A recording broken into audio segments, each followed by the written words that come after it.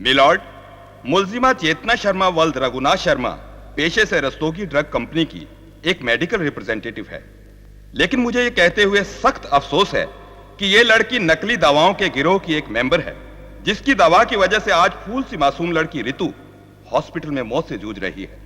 उसको इसने नकली दवा का इंजेक्शन दिया मिलॉर्ड। पुलिस ने वो इंजेक्शन इसके घर से बरामद किए और जैसे ही... नहीं जज साहब, ये सब झूठ है। मैंने किसी को गलत दवाई नहीं दी। मैं किसी गिरविरा को नहीं जानती जज साहब। जिस दिन ये हादसा हुआ जज साहब, उस दिन मैं हमेशा की तरह बिजनेस टूर पे थी। मलिक साहब ने मेरे साथ 4 पैकेट इंजेक्शंस के भेजे।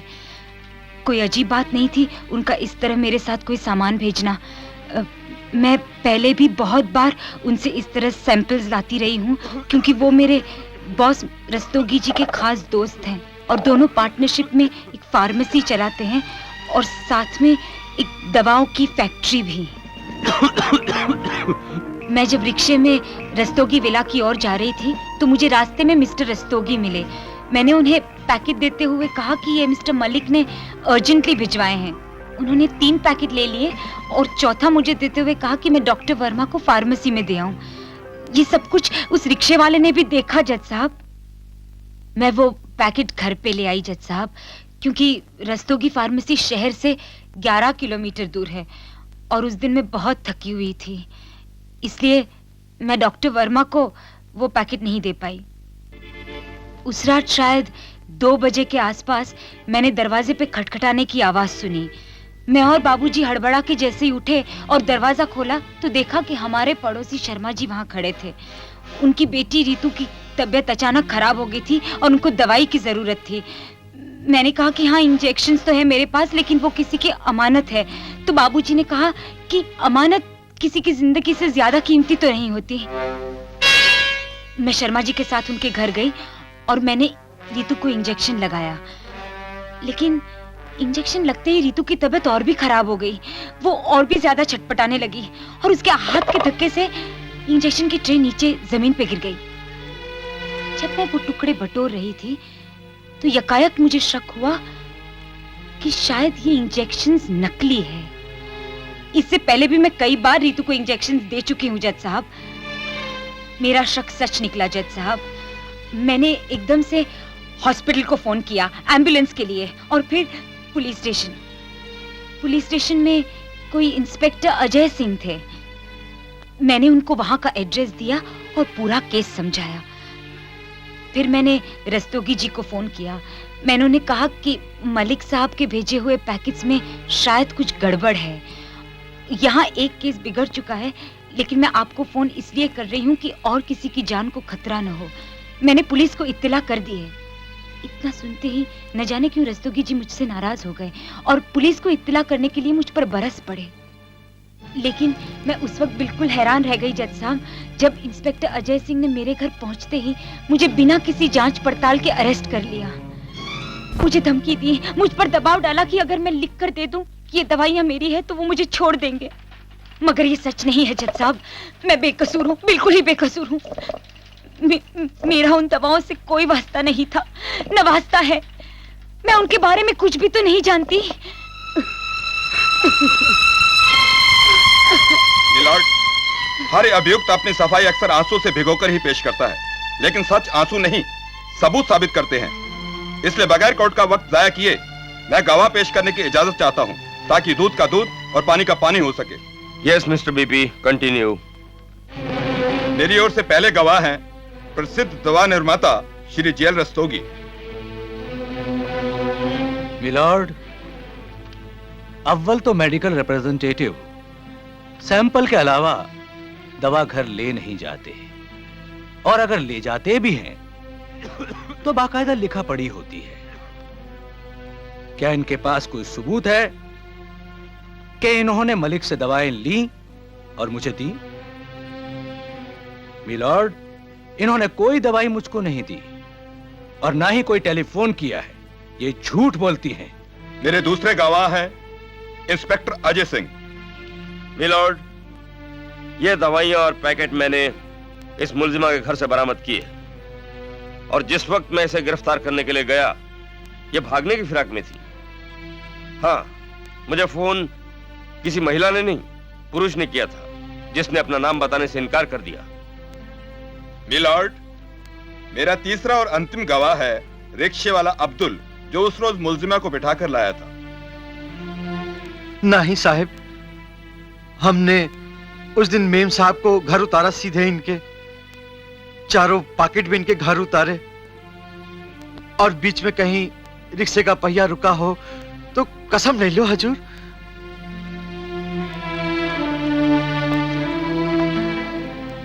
मिलॉर्ड, सारे तथ्य आपके सामने आ चुके हैं। मैं समझता हूं, जब एक आदमी का कत्ल करता है तो कानून उसे फांसी की सजा देता है, लेकिन यहां तो एक व्यक्ति नकली दवाओं से उन सैकड़ों बेगुनाहों का कत्ल करता है जिन्हें दवाओं के नाम पर जहर पिलाया जाता है। मिलॉर्ड, इस तरह के नृशंस अपराध के लिए फांसी से भी बड़ी सजा यदि कोई कानून के पास है तो वो इसे दी जानी चाहिए। That's all your honour.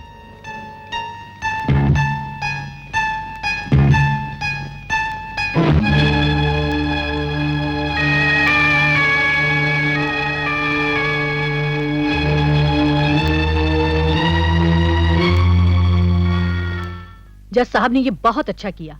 जब तक इस देश से औरत मर्द का फर्क दूर नहीं किया जाएगा, 10-5 लोगों को फांसी की सजा नहीं दी जाएगी, तब तक इस देश से ये काला धंधा दवाओं का दूर हो ही नहीं सकता।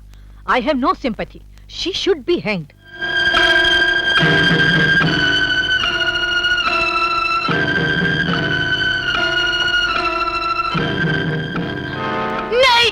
नहीं, मैं बेकसूर हूँ, मैंने कुछ नहीं किया।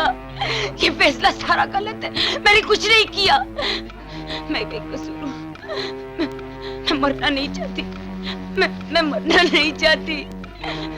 मैं बेकसूर हूँ, मुझ माफ कर दीजिए, मैं मरना नहीं चाहती।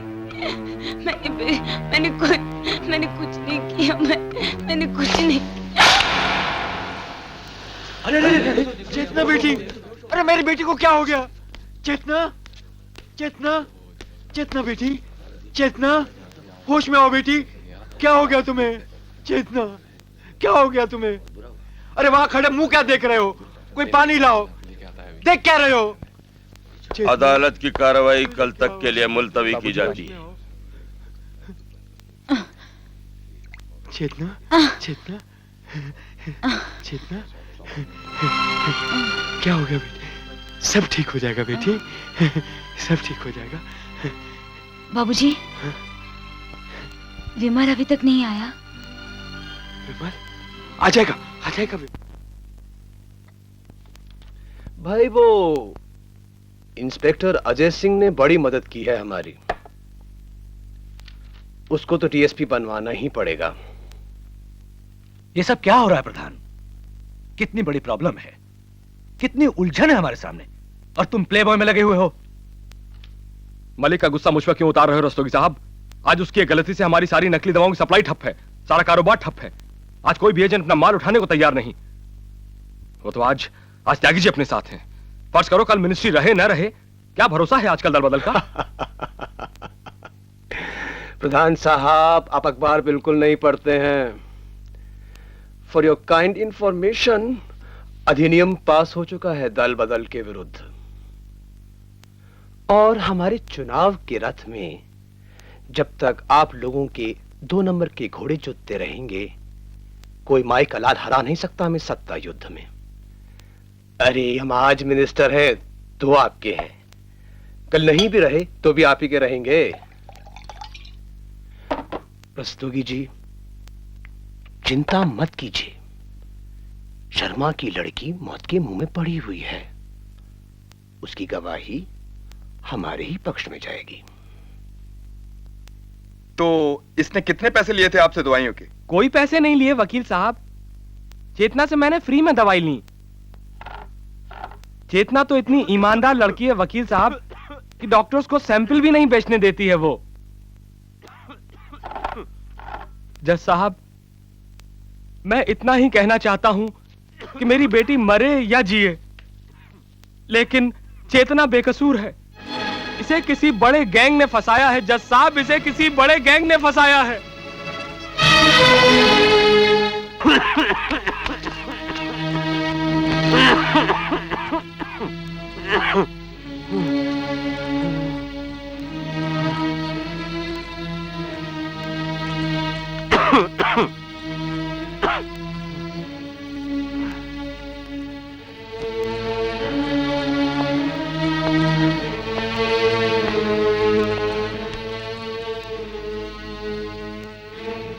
फैसला हो गया बाबूजी। 1 साल की सजा होगी।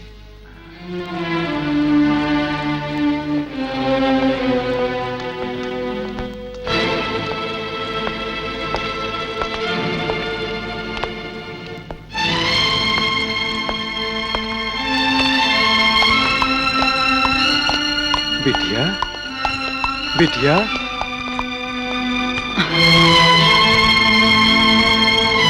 बाबूजी, आप तो कहते थे सच कभी नहीं हारता। सच को हराने की खुशी में। ये सब आपकी मेहरबानी है त्यागी जी। एक खूबसूरत हार्ड वर्किंग लड़की बलि का बकरा बना दी गई आज। बकरा नहीं, बकरी।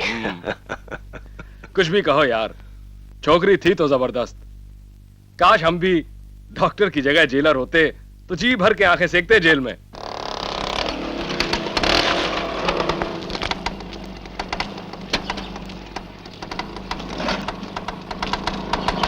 नमस्ते हवलदार। नमस्कार। हवलदार जी, मैं अपनी बिटिया चेतना से मिलने आया हूँ। टाइम तो यही दिया गया था, अगर आपकी मेहरबानी हो तो। ठीक है, अभी बैठिए आप। अभी साहब खाना खाने गए हैं, वे आ जाएंगे, इसके बाद मिलाई होगी। मैं उसके लिए कुछ खाने पीने की चीजें लेकर आया था हवलदार जी। हाँ ठीक है, आप तो ऐसे चले आते धर्मशाला हो। क्या हुआ? अरे हवलदार जी, गरम क्यों हो रहे हैं आप? हुजूर माय बाबा, मेरी बात तो सुनिए। इधर आइए, आइए जरा अकेले में एक मिनट। अरे हवलदार जी, आप तो यूं ही इतनी गर्मी में गर्म हो रहे थे, हैं? थोड़ा सा चाय पानी, जरा मुलाकात करवा दीजिए ना। हाँ, ध्यान आया। कह गए थे जेलर साहब मिलवाने के लिए। मिलवा देंगे।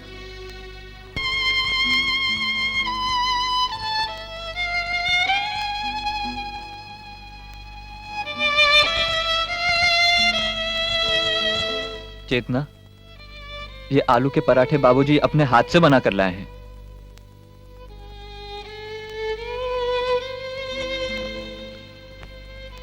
चेतना, एक खुशखबरी है तुम्हारे लिए। You know, Vimal got a good break. पूरे हिंदुस्तान में 3 डॉक्टर सिलेक्ट हुए हैं यूएनओ रिसर्च टीम में, अमेरिका और अफ्रीका के दौरे के लिए। तुम्हारा डॉक्टर विमल उनमें से एक है। बहुत कोशिश की उसने तुमसे मिलने की, लेकिन परमिशन न मिलने की वजह से रह गया। फिर फ्लाइट भी तो नहीं छोड़ सकता था ना। लेकिन जाते जाते बार बार मुझसे कह गया, चेती से कहना मेरा इंतजार करे।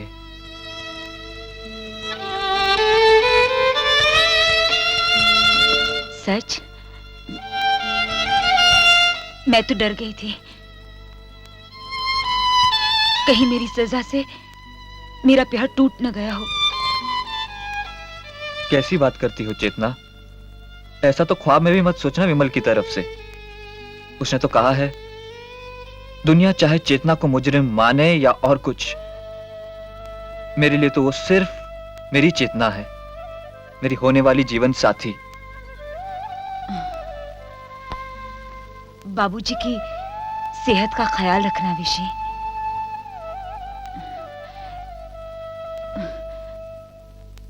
मेरे गमलों को पानी देते रहिएगा। मेरे पौधे सूखे तो नहीं ना? तेरे बगैर तो सब कुछ सूख गया बेटी, सब कुछ सूख गया। ये ले। क्या है ये? लाइए, इधर लाइए, चेकिंग हुआ डब्बा ये। हाँ। अरे भाई, मैं अपनी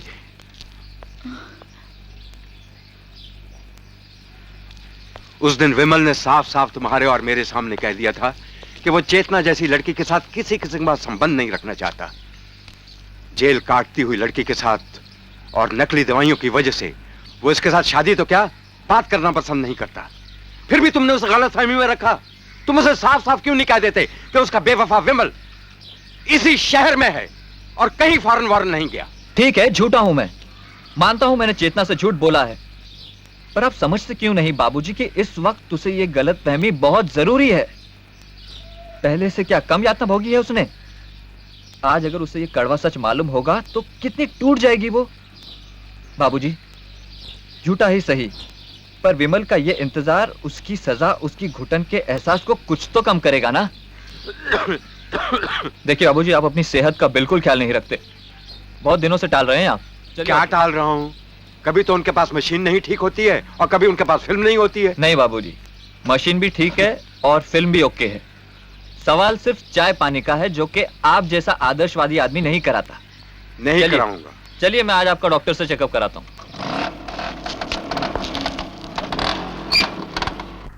डोंट वरी डार्लिंग, मिनिस्टर त्यागी का लड़का हूं तो क्या हुआ? अरे शादी तो मैं तुम्ही से करूंगा। I love you Rita, I love you.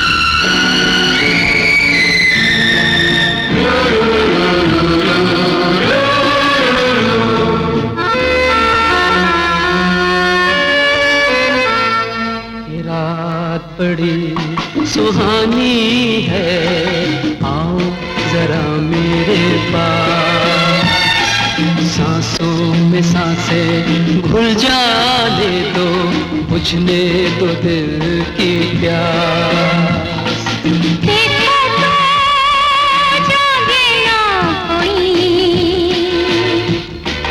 डरती हूँ मैं इस बात से, डरती हूँ मैं इस बात से।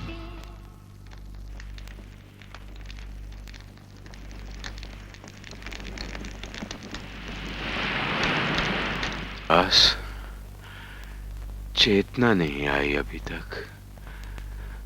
तू गया था ना उसके पास? हाँ। तो उसे मालूम है? हाँ बाबूजी। अच्छा, क्यों नहीं आई? आ जाएगी बाबूजी। हे राम, आएगी, आ जाएगी। मुझे आना चाहिए उससे। आएगी बाबूजी, जरूर आ जाएगी।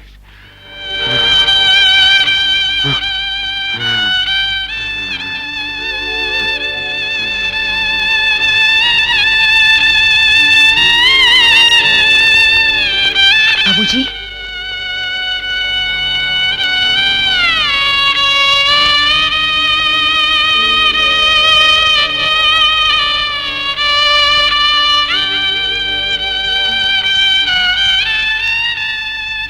त्र्यंबकम यजमहे सुगंधिम पुष्टिवर्धनम उर्वारुकमिव बंधनान् मृत्योर्मुक्षमामृतात् स्वाहा भुवा भुव ओम सजुम हम ओम। बाबूजी, आपको पता है कि हमारी कंपनी को इस साल सबसे ज्यादा ऑर्डर्स किसने लाके दिए? आपकी बेटी चेतना ने। सुनिए, दिल थाम के सुनिए, इस साल का बेस्ट रिप्रेजेंटेटिव अवार्ड डिक्लेयर किया गया है आपकी बेटी चेतना के नाम। बड़ी खुशी की बात है बेटी, पर आप इतने सीरियस क्यों हो गए बाबूजी? कुछ कहते कहते रुक क्यों गए बाबूजी? बेटी, तू अब सियानी हो गई है, समझदार हो गई है। ये राज खोल ही दूं तो अच्छा है। सुन सकेगी? तू मेरी बेटी नहीं है। क्या? ये आप क्या कह रहे हैं बाबूजी? हाँ बेटी, नहीं। आज तक नहीं कहा तुझे, पर आज कह रहा हूं। तू मेरी बेटी नहीं है, तू तो मेरा बेटा है। बेटे से भी बढ़कर best representative of the world है ना बेटी? आपके इस मजाक ने तो हमारी जान ही निकाल दी थी। तू मेरी बेटी नहीं है, तू तो मेरा बेटा है। बेटे से भी बढ़कर। चेतना, होश में आओ चेतना। लाश तो कब की एम्बुलेंस में रखी जा चुकी है। चलो चलो आओ।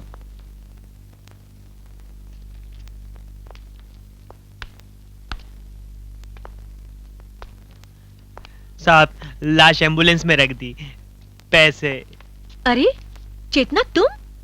ये तुम्हारे पिताजी थे और मुझे पता तक नहीं। क्या तुमने पहचाना नहीं मुझे? मैं शाहीन हूँ। शाहीन, तुम्हारी कॉलेज मेट। चेतना, ये कॉलेज में हमारे साथ ही पढ़ती थी। चेतना, ऐसा करो, तुम शाहीन के पास यहीं रुको, मैं बाबूजी का दाह संस्कार करके आता हूँ। देखो चेतना, हमारा समाज लड़कियों को दाह संस्कार में जाने की इजाजत नहीं देता। नहीं नहीं विशी, तुम्हारा समाज अब बहुत पीछे छूट गया है।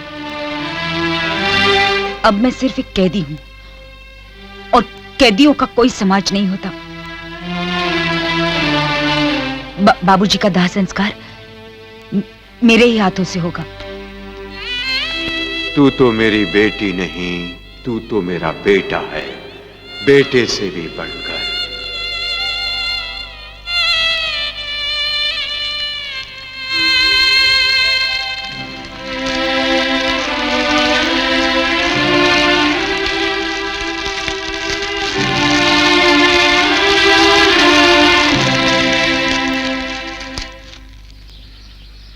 कहाँ है विमल? मेरे लिए कोई खत आया? नहीं, खत तो नहीं। ट्रंक कॉल पर बात हुई थी परसों। मुझसे कहा था तुम्हें आज फूल देकर आऊं। जानते हो आज क्या है? आज बर्थडे है चेतना का। ये फूल विमल के हैं चेतना, उसके प्यार के। इतनी दूर रहकर उन्हें मेरा जन्मदिन भी याद है। वो कुछ भी नहीं भूला चेतना, उसे सब कुछ याद है। उसने कहा है जिस दिन तुम जेल से बाहर आओगी ना, बाहर गेट पर तुम्हारा इंतजार करता मिलेगा वो। विमल तुम्हारा ही है चेतना, सिर्फ तुम्हारा।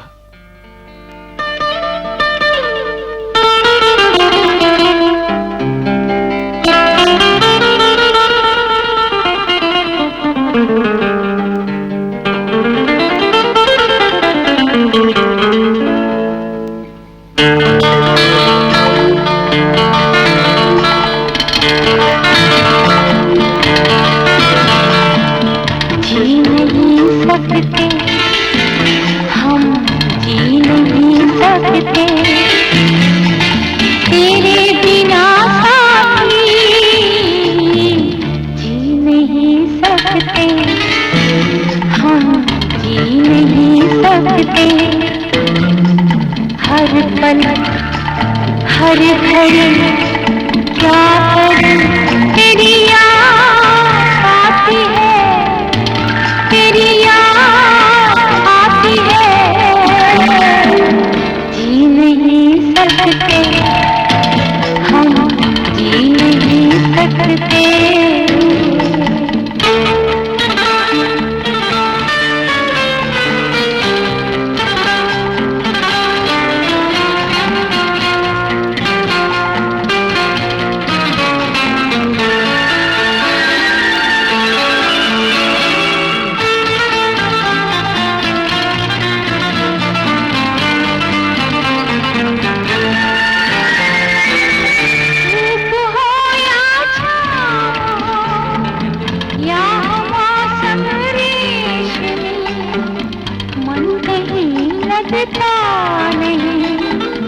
जब तुम्हारी होगी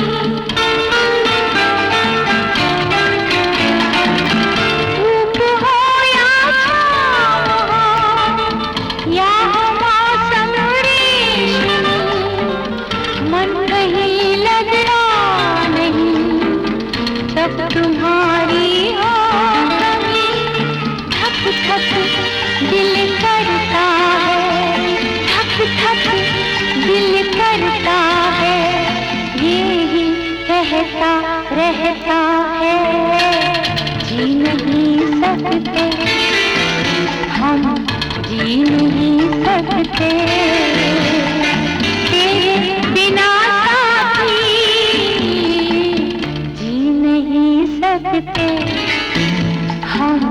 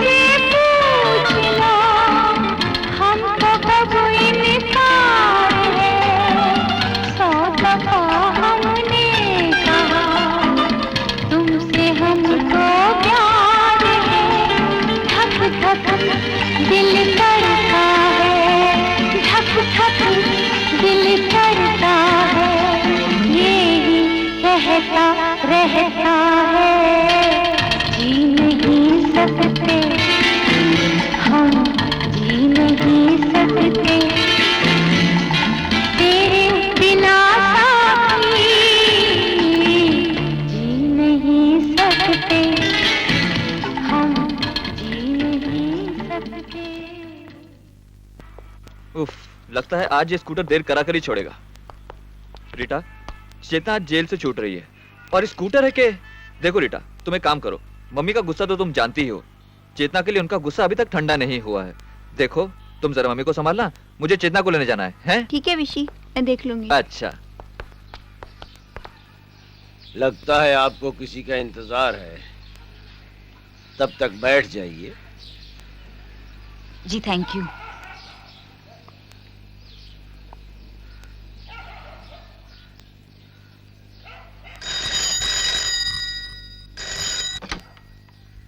हेलो, कौन? अच्छा अच्छा अच्छा। चेतना आपका नाम है? जी। आपका फोन है। हेलो विमल, तू आए क्यों नहीं? मैं तुम्हारा इंतजार कर रही हूँ। मुझे विशी ने कहा था कि तुम मुझे बाहर गेट पर खड़े हुए मिलोगे। काम आ गया। आज तुम्हारे पास मुझसे ज्यादा इंपॉर्टेंट काम और क्या हो सकता है?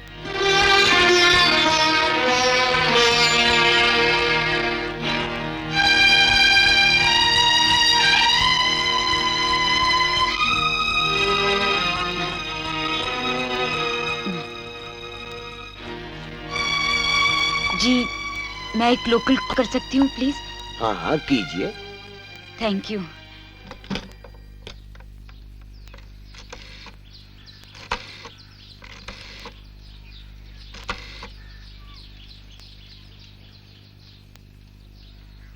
Hello, is this 7252?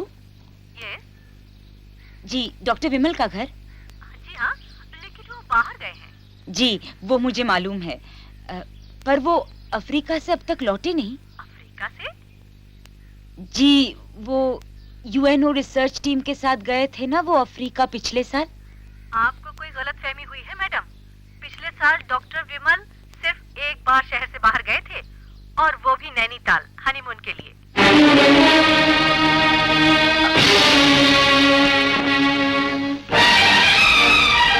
हनीमून के लिए? जी हाँ, हनीमून के लिए। जी, आप कौन बोल रही हैं? मैं उनकी पत्नी बोल रही हूँ, पर आप कौन? हेलो हेलो, आप कौन बोल रही हैं? क्या काम है?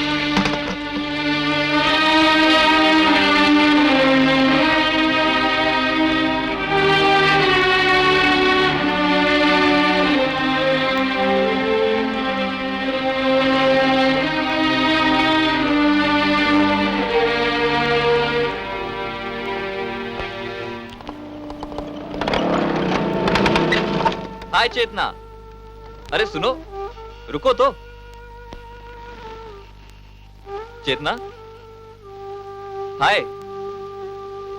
अरे कमाल है, ये क्या, इंतजार भी नहीं किया मेरा? दरअसल मुझे स्कूटर ने देर। अरे चेतना की आंखों में आंसू। ओ समझा, विमल। अरे वो तो परसों ही लैंड कर रहा है, अभी कल ही मेरे उससे ट्रंक कॉल पर बात हुई। बस विशी, मैं सब कुछ जान गई हूँ। अब प्लीज ये मत कहना कि ये फूल विमल ने भिजवाए हैं। हाँ चेतना, उसने तो मुझे उसी दिन साफ साफ कह दिया था। वो यूएनओ रिसर्च तो तुम्हारा इंतजार जिंदा रखने का एक बहाना भर था। खैर चेतना, भूल जाओ उन तमाम ठोकरों को और जिंदगी को नई रफ्तार दो, नए रास्तों पर।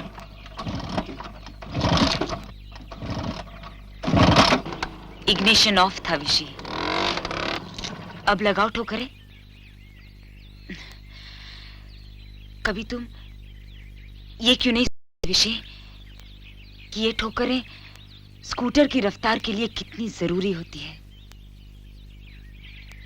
कुछ ऐसी ही ठोकरें जिंदगी की रफ्तार के लिए भी बहुत जरूरी होती है। घर क्यों सूना सूना है विशी? इस वक्त घर में कोई नहीं है चेती। माँ सब्जी लेने गई है, नीता कॉलेज और बाकी सब स्कूल। इसीलिए तो तुम्हारा चाय संस्कार भी मुझे ही करना पड़ रहा है। कोई बात नहीं विशी, मेरा दाह संस्कार भी तुम ही करोगे। करोगे ना? कैसी अशुभ बातें करती हो? सच कह रही हूँ विशी। अब कौन रह गया है मेरा इस दुनिया में तुम लोगों के सिवा? रितु कैसी है विशी? उसका डांस कैसे चल रहा है? एकदम फर्स्ट क्लास। अभी स्कूल के फंक्शन में फर्स्ट प्राइज मिला है उसे डांस पर। क्या तालियां बजी, तालियां ही तालियां। उस दिन सब मुझे बधाई दे रहे थे कि तुम्हारी बहन क्या नाचती है। वाह, कमाल किया। रितु, दीदी, आप रो क्यों रही है दीदी? रितु, आप कहाँ चली गई थी? मुझे आपकी याद आती थी। ये क्या हो गया? कैसे हो गया? निकाल, निकाल इस कलमुई को घर से। मैं इस नागिन की शक्ल भी नहीं देखना चाहती। अरे तेरी हिम्मत कैसे हुई इस नागिन को घर में लाने की? इसी की जहरीली दवा ने डस ली मेरी बेटी की टांगे। बता, बता अब कौन करेगा इससे शादी? हाँ? माँ प्लीज। अरे जरा भी शर्म होती तो जेल में ही आत्महत्या कर लेती निगोड़ी। चुल्लू भर पानी भी नहीं मिला ऐसी बेशर्म को डूब मरने को। धीरे बोलिए। दीदी रुक जा।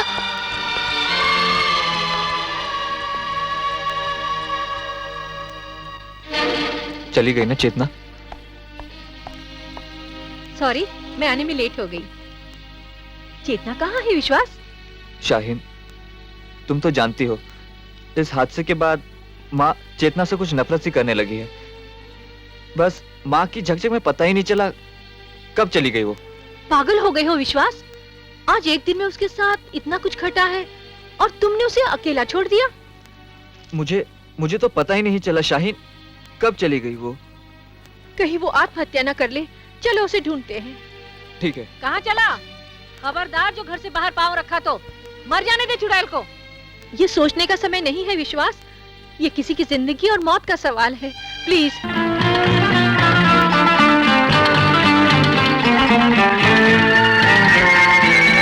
जिंदगी के मोड़ पे हमको तन्हा छोड़ के क्या खुशी तुमको मिली, दिल हमारा तोड़ के।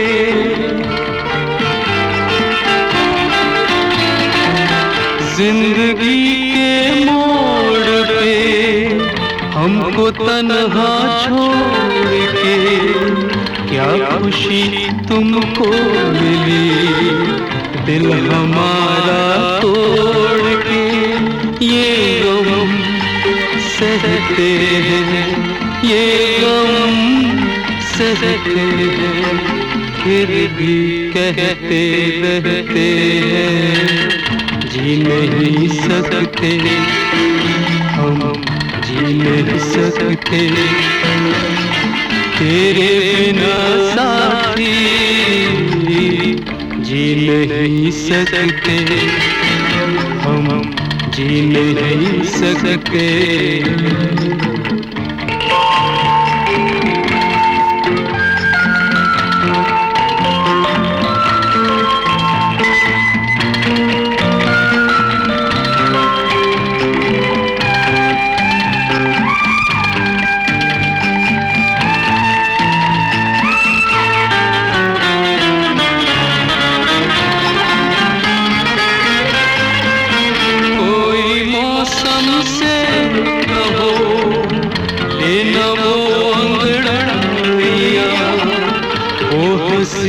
लम्हे गए रह गई परछाया,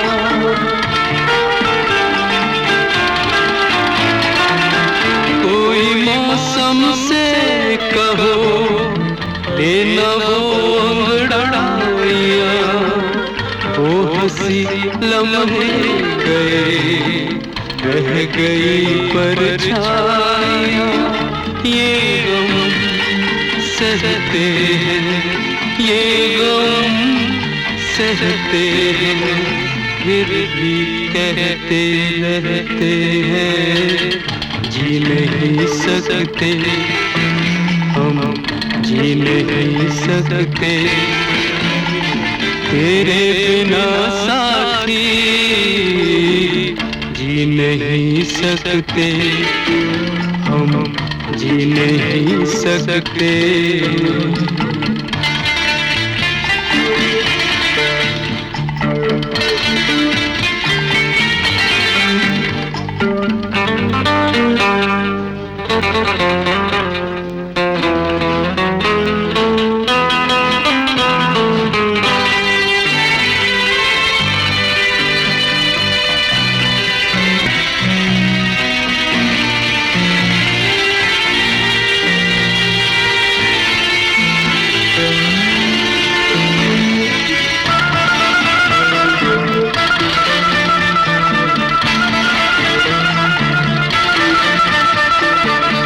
तुमसे क्या शिकवा करे, जिंदगी भी खूब है, छीन लेती है उसे जो यहाँ महबूब है।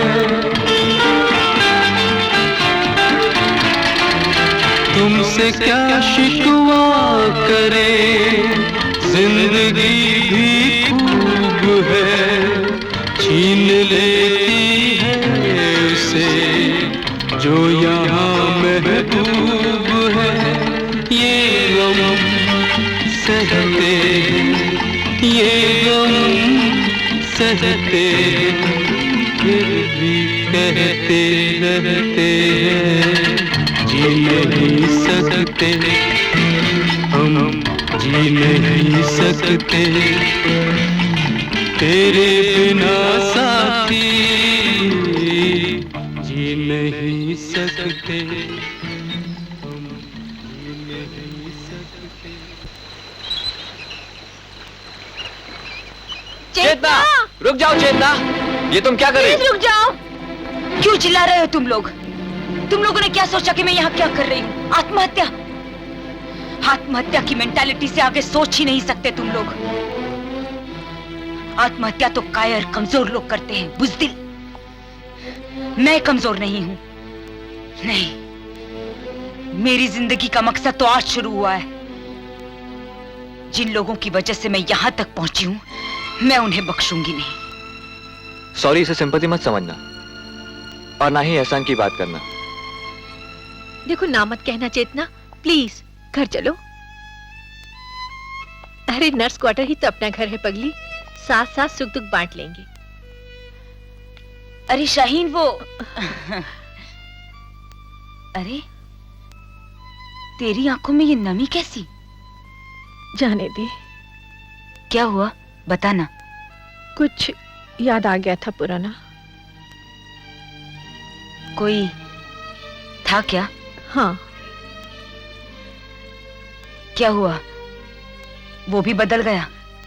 नहीं रे, वो तो तैयार था, पर उसके अब्बा बोले रात दिन अस्पताल में गैर मर्दों के साथ गुजारने वाली एक सिस्टर किसी शरीफ खानदान की बहू नहीं बन सकती। फिर उसने क्या किया? किया ना, उसने अब्बा के कहे मुताबिक दूसरी लड़की से शादी कर ली। आज वो 3 बच्चों का बाप है। पैसे किस बात के? अरे वाह डॉक्टरनी भाई, भोली मत बनो। इसी खून के पैसे जो निकाला है आपने अभी। अरे भाई, ये तो ब्लड डोनेशन वीक चल रहा है, इसमें तो खून अपनी मर्जी से दिया जाता है। मर्जी तो दिया है, मगर फ्री नहीं, पैसे हमें दूसरे डॉक्टर भी देते हैं हमेशा। पैसे दीजिए आप। लेकिन ये ब्लड तो डोनेशन का है। ये डोनेशन क्या होता है?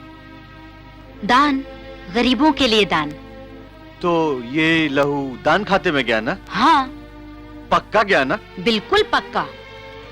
तो और निकाल लो। उसके तो पैसे दोगे? बड़ी जरूरत है मुझे, बच्चे की फीस भरनी है। अजीब आदमी हो। अरे भाई, एक बार खून निकालने के बाद 3 महीने तक खून नहीं निकाला जा सकता है। आदमी मर जाता है।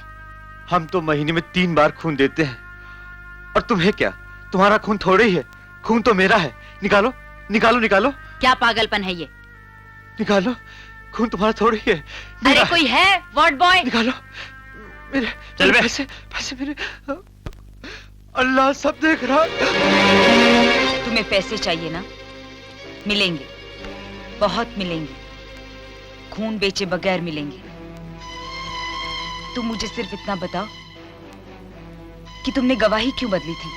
नहीं मेम साहब, मैंने गवाही नहीं बदली, मैंने गवाही नहीं बदली मेम साहब। मुझे मजबूर किया गया था। उस दिन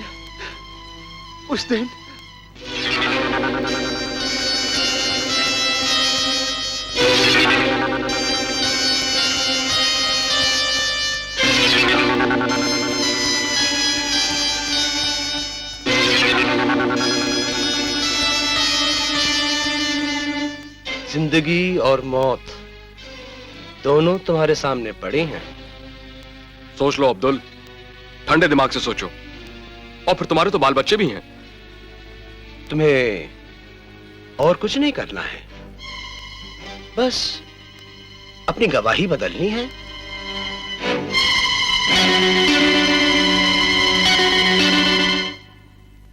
मैं क्या करता मेम साहब, खुदा के लिए मैं क्या करता मेम साहब।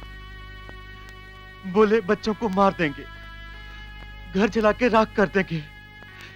मैं मजबूर था मेम साहब, मैं मजबूर था। और फिर इतने पैसे मिले मेम साहब कि ना तो मुझे 6 महीने तक खून बेचना पड़ा और ना ही रिक्शा चलाना पड़ा। अरे दुनिया रोटी खाती है तब खून बनता है मेम साहब, हम तो खून बेचते हैं तब रोटी खाते हैं मेम साहब, तब रोटी खाते हैं मेम साहब, तब। क्या चल रहा है ये? क्या हो रहा है भाई? विशी, तुमने इसे पहचाना नहीं? ये वो रिक्शा वाला, इसने काफी सारी चीजें बताई है मुझे उन कातिलों के बारे में। प्लीज चेतना, गड़े मुर्दे मत उखाड़ो। Forget everything, all bitter memories, please. अच्छा अब्दुल जी, आपका बहुत बहुत धन्यवाद। अब आप जाइए और जाकर अपना काम कीजिए। और एक बात याद रखिए, आइंदा आप इन्हें कुछ भी नहीं बताएंगे, समझ गए? जाइए आप, जाइए। विशी, प्लीज चेतना, वो सब बातें दोहराने से क्या फायदा? चलो चले, चलो प्लीज।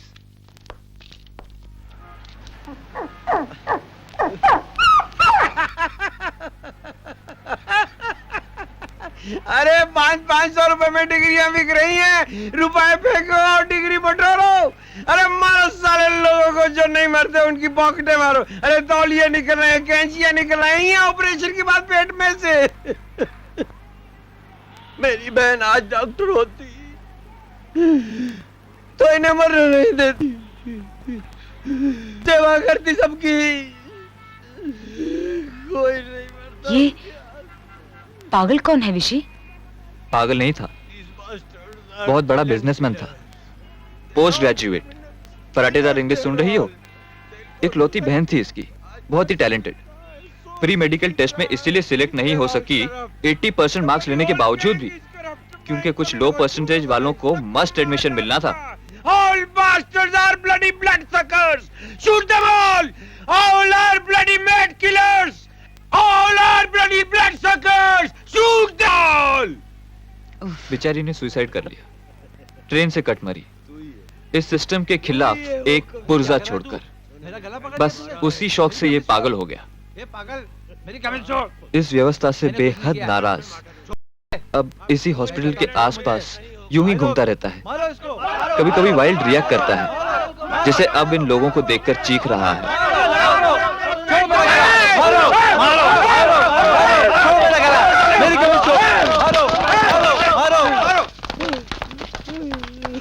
कोई पत्रकार इस पागल के दर्द को नहीं छापेगा। चमचागिरी और नाटकबाजी से फुर्सत मिले तब ना। एक्सक्यूज मी मैडम, क्या कहा आपने? पत्रकारिता आपको नाटकबाजी और चमचागिरी नजर आती है क्या? जी हाँ, हकीकत है। देख नहीं रहे आप? बहुत बिकाऊ होते यहाँ के पत्रकार, उनकी पेन तिजोरियों में गिरवी रहती है। बस एक घिसा पिटा पैंट पहन लिया, कुर्ता पहन लिया, ऊपर से चश्मा लगा लिया और बन गए पत्रकार। सच मालूम पड़ने पर भी वही छापते हैं जो बड़े आदमी उनसे छपवाना। माइंड योर ब्लडी टंग। पत्रकारों को लेकर आपकी यह गलत बयानी बदतमीजी की हद तक जारी है। जबान संभाल के। हाँ, जबान संभाल कर आप बात कीजिए। मैं एक्सपीरियंस के थ्रू बात कर रही हूँ। जेल काट चुकी हूं मैं नकली दवाओं को लेकर। मिला था वहां मुझे एक पत्रकार, जेलर का जर खरीद गुलाम, और आप कहते हैं कि वो तो वो आप है, वो Rastogi Malik case. I am really very sorry madam. मैं ट्रेनिंग के लिए बाहर गया हुआ था। आपके बारे में सुना बहुत, लेकिन देखा आज। वैसे बहुत बड़ा फ्रॉड था वो केस। माफ कीजिए, मुझे सिंपैथीज की कोई जरूरत नहीं, खासकर एक पत्रकार से। लगता है पत्रकारों से बहुत नाराज है, लेकिन आपकी ये बात कुछ हद तक सच भी है। हर तरफ, हर डिपार्टमेंट में हर आदमी आजकल ईमानदार नहीं होता। उसी तरह मैं मानता हूं कि आज अपने आप को पत्रकार कहने वाला हर व्यक्ति जरूरी नहीं कि ईमानदार पत्रकार ही हो, लेकिन आपको यह भी मानना होगा कि हर कलम बिकाऊ नहीं है, हर एक दिमाग गिरवी नहीं रखा है। हिंदुस्तानी प्रेस की तो दुनिया में मिसालें दी जाती हैं। शायद आपने आज सुबह का पेपर नहीं देखा। नकली दवाओं को लेकर बहुत साफ साफ लिखा है मैंने। नहीं चेतना, तुमने न पहचाना नहीं। ये बहुत ही ईमानदार, बहुत ही दबंग जर्नलिस्ट हैं, पीटर डिसूजा। इनका अपना पेपर निकलता है, चल अकेला। ऐसा कुछ नहीं है जी, बस एक छोटा सा पेपर निकालता हूं। वैसे आपके बारे में बहुत कुछ जानना चाहूंगा, छापना चाहूंगा, और आपको वो सब कुछ बताना भी चाहूंगा जो आप जानना चाहती हैं, लेकिन यह नहीं। और स्पेशली रस्तोगी और मलिक के बारे में। चलिए कैंटीन चल के बातें करते हैं। नहीं चेतना, एक सच्चे दोस्त और तुम्हारा वेल विशर होने के नाते मैं तुमसे यही कहूंगा कि जिस राह पर तुम जाना चाहती हो वो बहुत ही खतरनाक राह है। प्लीज मत जाओ चेतना, प्लीज। स्टार्ट कीजिए। सॉरी, ये एक छोटे से पेपर की ईमानदार जर्नलिस्ट की छोटी सी मोपेड है। महीने में 20 दिन बगैर पेट्रोल के चलती, लेकिन कोई बात नहीं, साइकिल जिंदाबाद। आपको बैठने में तो कोई इतराज नहीं, तो फिर चलिए चलते हैं।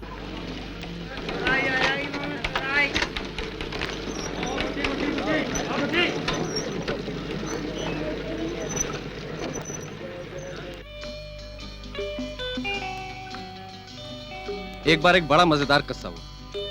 एक छोटे से बच्चे ने पॉइजनस दवा की पूरी शीशी पी ली। घर में कोहराम मच गया। बैठिए। Thank you. डॉक्टरों के मुताबिक बचने का कोई चांस नहीं था, लेकिन बच गया क्योंकि दवा नकली थी। मैंने वो केस उखाड़ा, पुलिस को लेकर घर पहुंचा, लेकिन गवाही या रिपोर्ट तो दूर। उसकी मां बोली, भगवान लंबी उम्र दे उस नकली दवा बनाने वाले को जिसकी वजह से मेरे बच्चे की जान बच गई।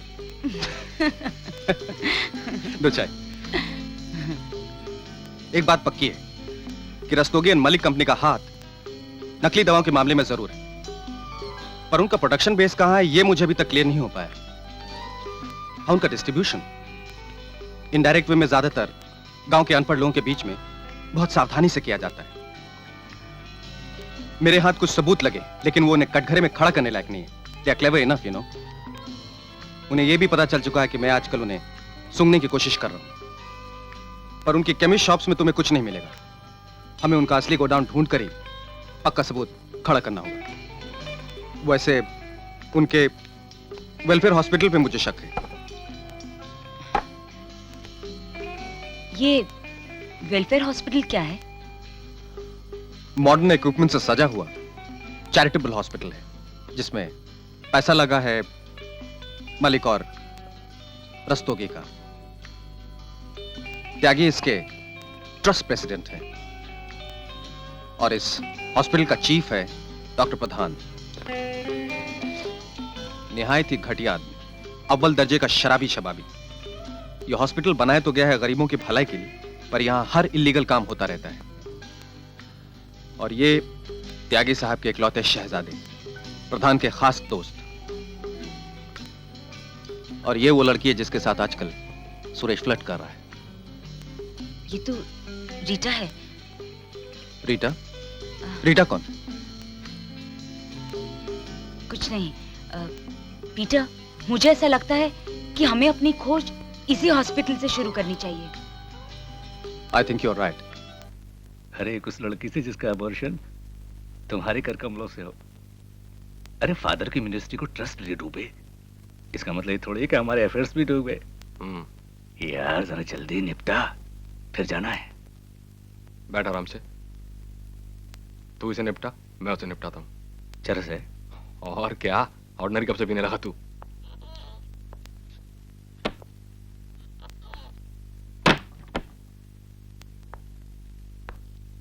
लेटो बेबी।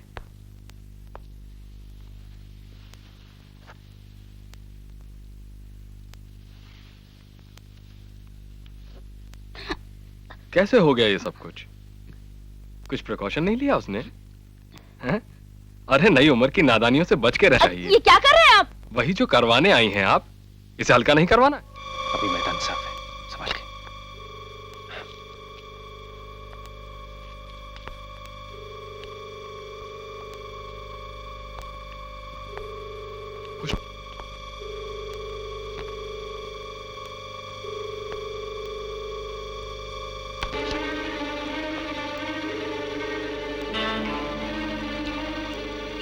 ऐसा करो, तुम उधर जाओ, मैं इस तरह जाता हूँ।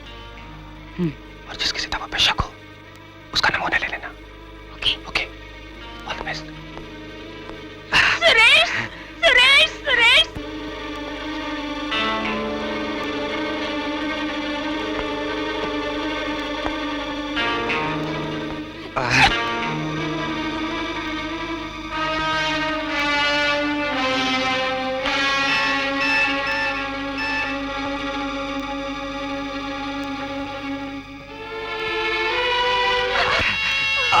सुरेश, सुरेश, सुरेश, मुझे बचाओ।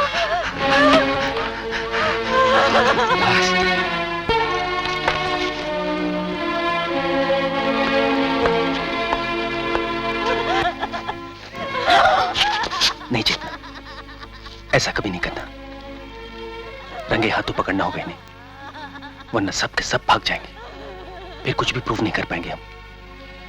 तुम ऐसा करो, तुम यहीं पर ठहर कर उन पर नजर रखना, मैं पुलिस लेके आता हूं। Okay, relax.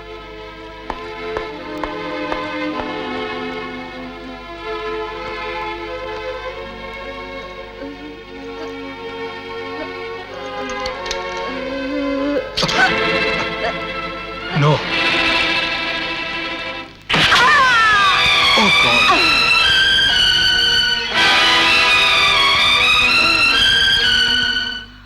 Hello, inspector Ajay Singh. भाई त्यागी। नमस्कार त्यागी जी। नमस्कार नमस्कार। भाई आज मिनिस्टर नहीं रहे तो हमारा लड़का गिरफ्तार हो गया। कैसी बातें करते हैं त्यागी जी, आप मिनिस्ट्री से हटाए गए हैं, हम नौकरी से नहीं। आप रत्ती भर चिंता न करें, वो लड़की हॉस्पिटल में बिल्कुल नहीं मरी, वो तो किसी ट्रक से कुचल कर मरी है और ड्राइवर फरार हो गया। पुलिस को उसकी लावारिस लाश सड़क के किनारे मिली है, मैं उसका पोस्टमार्टम संभाल लेता हूँ।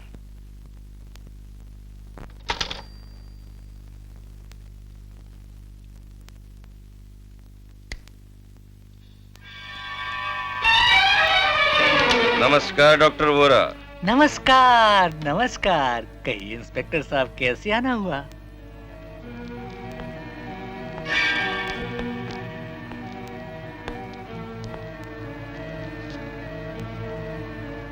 त्यागी जी के काम से आया हूँ। पुलिस कार्रवाई तो मैंने संभाल ली और यहाँ आप संभाल लीजिएगा। अरे जब जिंदा रहते हुए इसे संभालने में आपको कोई तकलीफ परेशानी नहीं हुई तो मरने के बाद हमें संभालने में किस तरह की परेशानी होगी? फिर त्यागी जी तो अपने आदमी है ना, उनसे बेटे का प्रमोशन भी करवाना है, लेकिन प्रधान से तो अरे कमाल की बात करते हो यार, अपनों से भी। कमाल की बात इसमें क्या है भाई? आप पुलिस वाले तो मौका पड़ने पर अपने बाप को भी नहीं छोड़ते, फिर ये तो बड़ा रिस्क का काम है। आप समझ सकते हैं कितना मॉरल गिराकर हमको अपना ये काम करना पड़ता है। हाँ ठीक है, हो जाएगा, पर ये एक्सीडेंट है, ये ध्यान रखिएगा। हेलो जी। डीएमओ साहब। नमस्कार। भाई नमस्कार, त्यागी बोल रहा हूँ। आपका काम करवा दिया Tyagi ji. Thank you very much. हाँ, सुरेश और प्रधान दोनों बाइज्जत रिहा कर दिए गए। अरे हाँ भाई सुनो, वो मिसेस दत्ता है ना, तुम्हारे पोस्टमार्टम के विरुद्ध कुछ जुलूस वलूस का इंतजाम कर रही हैं। अच्छा। तुम उस स्थिति को जरा अपनी तरफ से संभाल लेना। मैं भी उनके विरोध में एक जुलूस का प्रबंध करता हूँ। सब ठीक हो जाएगा। बैठे नहीं हाँ? साथ में कभी। हाँ, आओ कभी बैठते हैं। हाँ, जय हिंद।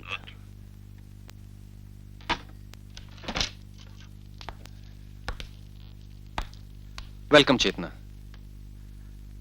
ये मेरा छोटा सा प्रेस, मेरी छोटी सी दुनिया है जो आज तक बिकी नहीं। लेकिन देखो इन बिकी हुए कलमों ने कैसे पेश किया है सारे स्कैंडल को। शहर के सारे दूसरे पेपर्स ने एकदम बेकसूर बताया डॉक्टर प्रधान और सुरेश को। अरे बेटा, ये रस्तोगी कोल्ड स्टोरेज क्या है? रस्तोगी कोल्ड स्टोरेज रस्तोगी जी का है क्या? हाँ है तो, मगर ये अचानक क्या सूझा? कहाँ है ये? मैं इसे देखना चाहती हूँ। आलू मटर रखने हैं क्या? उफ बेटा, मजाक मत करो। मैं ये सोच रही थी कि जहाँ इतने अलग अलग लोगों का अलग अलग माल रहता हो, वहाँ किसी फ्रॉड नाम में नकली दवाइयाँ नहीं रखी जा सकती क्या?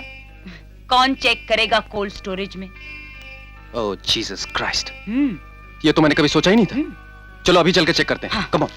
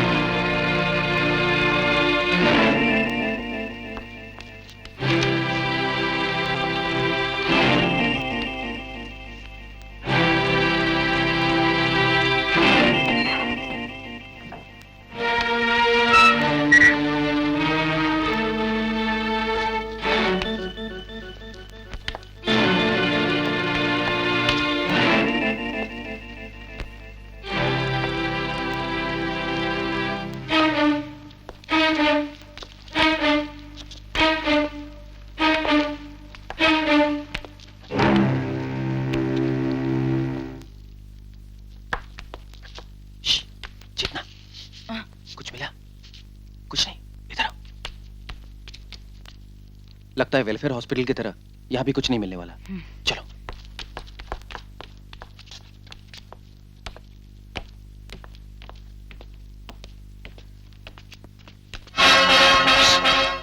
देखो देखो,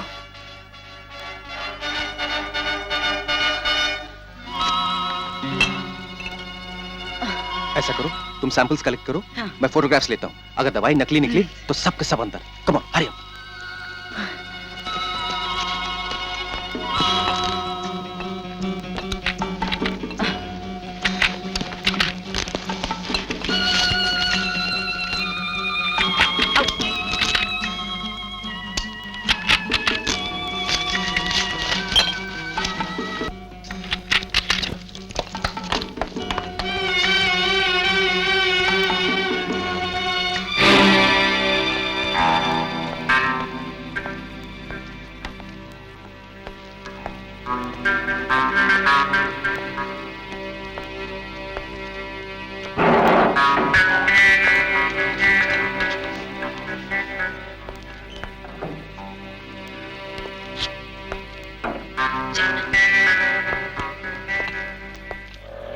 चेतना, I think we have got a clue. अब तुम इन दवाओं को टेस्ट करके बताओ कि दवाएं असली है या नकली। मैं उसी हिसाब से सीबीआई को अप्रोच करूंगा।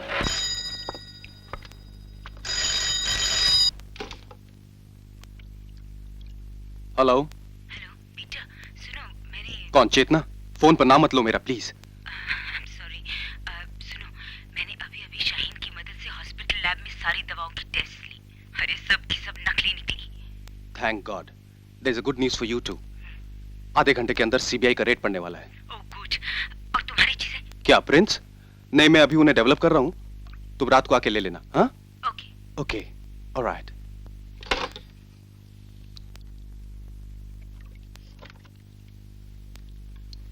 शाहीन, मैं जा रही हूँ। लेकिन इतनी रात को कहाँ जा रही हो? पीटर के घर फोटोग्राफ्स लेने हैं, दुश्मनों के खिलाफ सॉलिड प्रूफ। लेकिन अकेले? तू डर मत शाहीन, मैं अकेली ही काफी हूँ बहुतों के लिए। या खुदा, चेतना की हिफाजत करना। ये तो कैमरे का लेंस कैप है। तो ये मिला था छापे से पहले।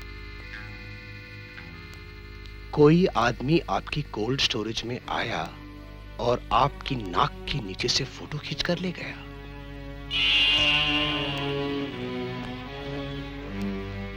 खैर, जिसका ये लेंस कैप है वो बचकर जाएगा कहां?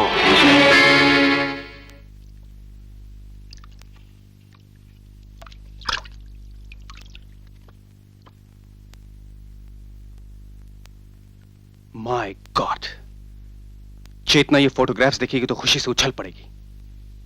It's solid proof, solid.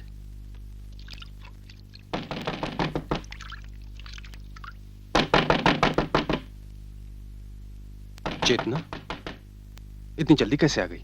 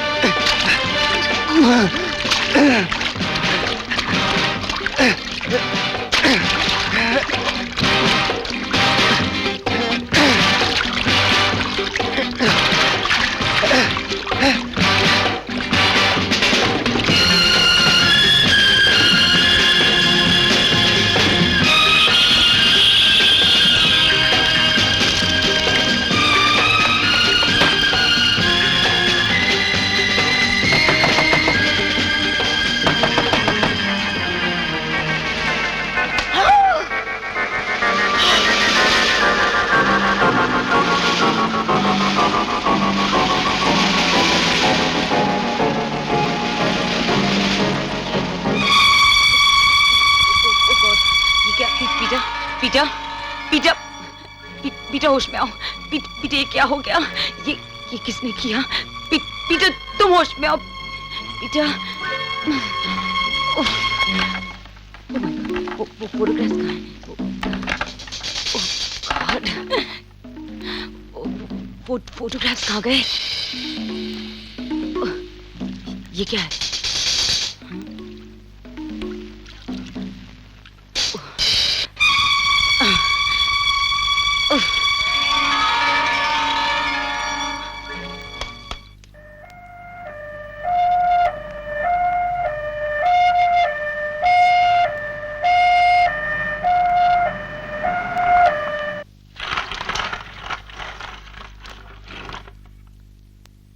Sorry, कोई जगह नहीं है।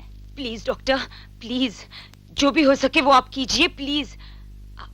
आपको जो एक्स्ट्रा चाहिए वो मैं आपको दे दूंगी। क्या क्या कहा आपने? रिश्वत देना चाहती हैं आप मुझे? आपकी हिम्मत कैसे हुई ये सब कहने की? सभी डॉक्टर्स वो नहीं होते जो आप समझती हैं। आप जैसे लोग खुद करप्ट होते हैं और करप्शन को बढ़ावा देते हैं और बदनाम होता है हमारा प्रोफेशन। अगर आपका मरीज सीरियस नहीं होता तो आपको और आपके मरीज दोनों को उठाकर मैं बाहर फेंकवा देती। I am sorry doctor, this is a lesson for me too. That's all right, जाइए। कॉरिडोर में मैं आपके पेशेंट के लिए बेड लगवा देती हूँ, लेकिन आपकी किसी रिश्वत के लिए नहीं, मैं अपने फर्ज के लिए सब कर रही हूँ। Thank you doctor, thank you. नमस्कार मलिक साहब, त्यागी प्रस्तुत है। आपसे कुछ बात करनी थी। देखिए मलिक साहब, आपको वक्त निकालना ही पड़ेगा। मामला हाथ से निकलता जा रहा है। मैं आपका इंतजार कर रहा हूं। आप फौरन मेरे पास आ जाइए। शुक्रिया।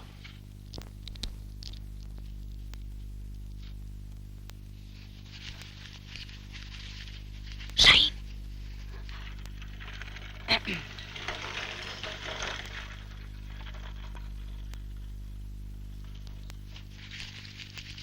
शाहीन, ये हाइपोटप से मैं पॉजिटिव के चंद टुकड़े निकाल कर लाई हूँ। इन्हें छुपा लेना प्लीज।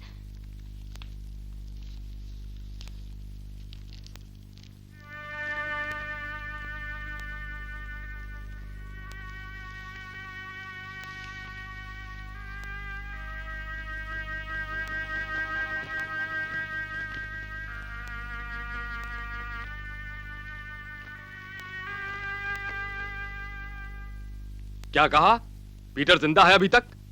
ठिकाने लगाओ उसे। आप चिंता न करें साहब, सब इंतजाम कर दिया है। ग्लूकोज में मौत घुल चुकी है उसकी। Good.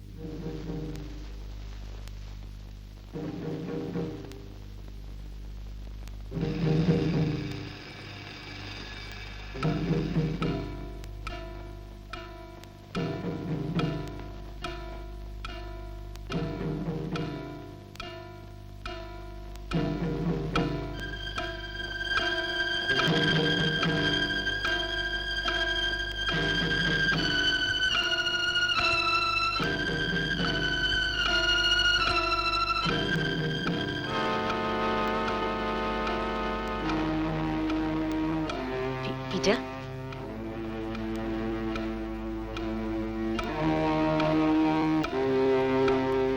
Peter, Peter, Peter, doctor, doctor. Sorry, he is already dead.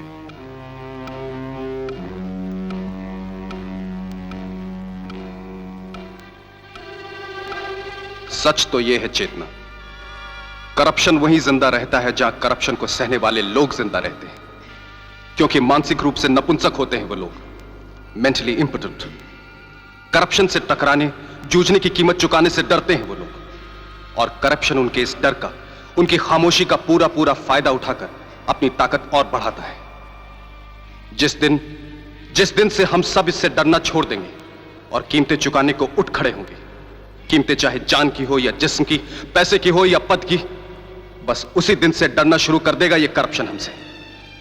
अभी वो निडर है क्योंकि हम डरते हैं उससे। जब हम निडर होंगे तब वो डरने लगेगा हमसे। कम ऑन चेतना, सहना छोड़ो, जूझना सीखो। लड़ाई लंबी जाएगी, कौन जीतेगा कहना मुश्किल है। अंत की परवाह मत करो चेतना, संघर्ष छेड़ो, संघर्ष छेड़ो चेतना, संघर्ष छेड़ो।